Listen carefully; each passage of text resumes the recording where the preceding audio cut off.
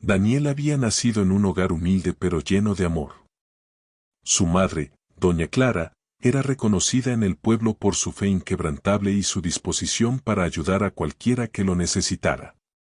Desde muy pequeño, ella lo llevaba de la mano a la iglesia, lo enseñaba a memorizar versículos y le contaba historias bíblicas antes de dormir.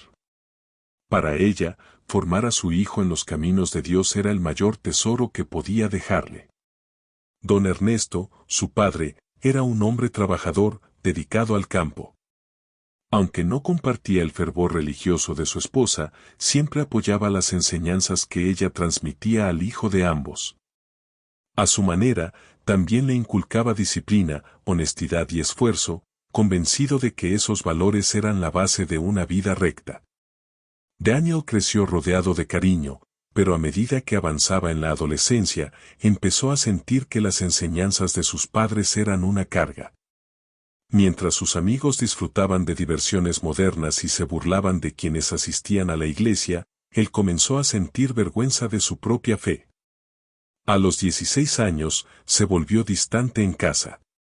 Respondía con indiferencia a los consejos de su madre y con irritación a la disciplina de su padre. Poco a poco, dejó de asistir a los cultos, reemplazándolos por tardes en compañía de jóvenes que no buscaban otra cosa que pasar el rato sin pensar en el mañana. Su madre oraba cada noche por él, derramando lágrimas en silencio. Señor, no permitas que mi hijo se pierda, decía arrodillada al borde de su cama. Pero Daniel, sin saberlo, se estaba acercando a una etapa de su vida que lo pondría frente a sus peores decisiones. Cuando Daniel cumplió 20 años, tomó la decisión que cambiaría el rumbo de su historia. Una tarde, se presentó ante sus padres y, con un tono altivo, dijo: «Quiero irme a la ciudad. Aquí no tengo futuro. Allá voy a conseguir dinero y éxito. No necesito de sus oraciones ni de su Dios, yo puedo arreglármela solo». Doña Clara trató de detenerlo, suplicándole entre sollozos que reconsiderara. Don Ernesto, aunque herido por las palabras de su hijo, solo alcanzó a decir: «Si decides irte, que sea bajo tu propia responsabilidad. Pero recuerda que aquí siempre tendrás un hogar». Con esas palabras, Daniel partió, convencido de que el mundo le esperaba con los brazos abiertos. Al principio, la vida en la ciudad fue emocionante. Rápidamente consiguió amistades que lo introdujeron en un ambiente lleno de fiestas, alcohol y promesas de dinero fácil. Por un tiempo, parecía disfrutar de una libertad sin límites, ropa nueva, diversiones cada noche y la sensación de que nunca volvería a pasar necesidades. Pero esa falsa abundancia era solo un espejismo. Daniel gastaba más de lo que ganaba, y poco a poco las deudas comenzaron a perseguirlo. Aquellos amigos que tanto lo buscaban en los días de fiesta, desaparecieron cuando dejó de ser útil. Pronto se encontró solo, en una habitación barata y oscura, con la salud quebrantada y el corazón vacío. Lo que alguna vez creyó que era felicidad se convirtió en cadenas invisibles que lo aprisionaban. Su orgullo se fue desmoronando junto con su cuerpo debilitado. Una noche de invierno, con frío en los huesos y hambre en el estómago, Daniel caminaba sin rumbo por las calles de la ciudad. Sus pensamientos eran oscuros: ¿de qué me sirvió alejarme de mi casa? ¿Por qué fui tan necio? Mientras buscaba algún lugar donde resguardarse, notó que una pequeña iglesia tenía la puerta entreabierta. El canto de unas pocas personas resonaba en el interior. Entró, no por fe, sino buscando calor y refugio. Se sentó en la última banca, con la intención de pasar desapercibido. Sin embargo, el pastor comenzó a predicar sobre la parábola del hijo pródigo.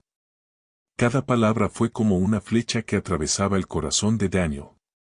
Aunque hayas gastado todo, aunque hayas caído en lo más bajo, recuerda que el Padre Celestial espera con los brazos abiertos. Nunca es tarde para regresar a casa. Las lágrimas comenzaron a correr por el rostro de Daniel.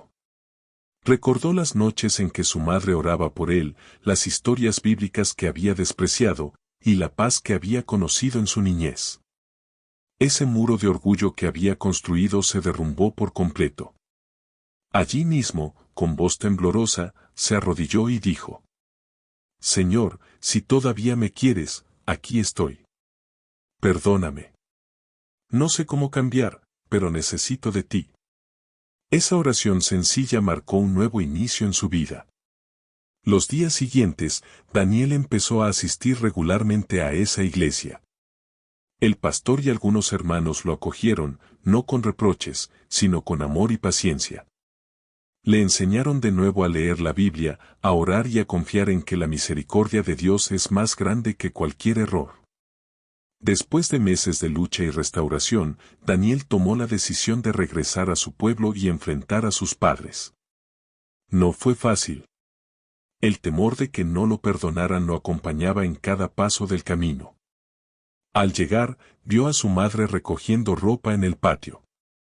Ella levantó la vista, y por un instante no podía creer lo que veía. Daniel, delgado y con el rostro cansado, estaba de pie frente a ella. La canasta se le cayó de las manos, y sin dudarlo, corrió a abrazarlo. Hijo, sabía que Dios te traería de vuelta, dijo entre lágrimas. Don Ernesto apareció en la puerta.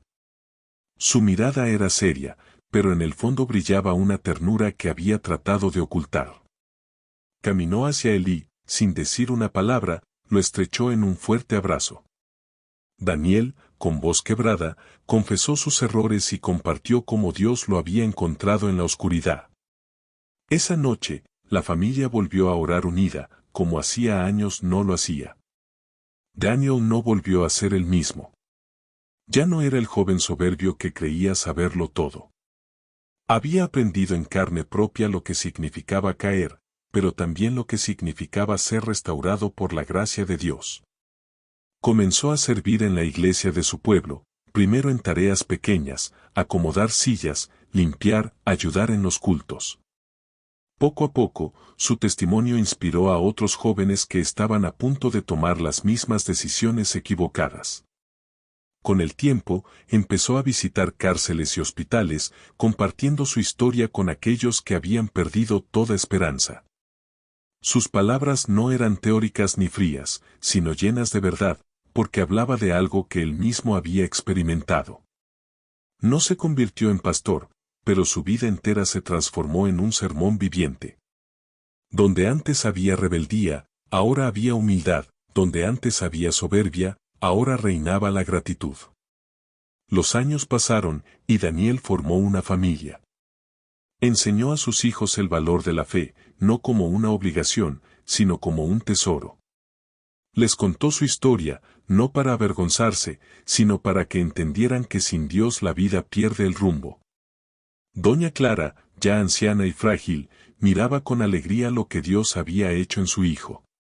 Una tarde, en su lecho de enferma, lo tomó de la mano y le dijo: Hijo, nunca dudes del poder de la oración. Lo que parecía imposible, el Señor lo cumplió. Tú eres prueba de que la misericordia de Dios no tiene límites.